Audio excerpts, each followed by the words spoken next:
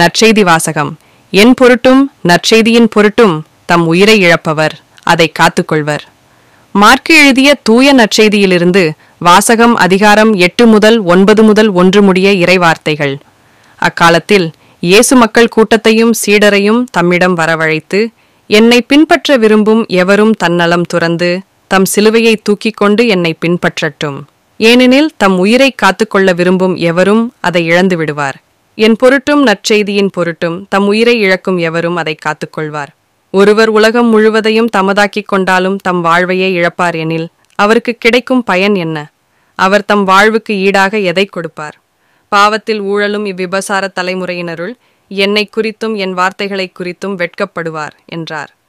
மேலும் அவர் அவர்களிடம், இங்கே இருப்பவர்களுள் சிலர் இறையாட்சி வல்லமையோடு வந்துள்ளதை காண்பதற்கு முன் சாகமாட்டார்கள் என உறுதியாக உங்களுக்கு சொல்கிறேன் என்றார்.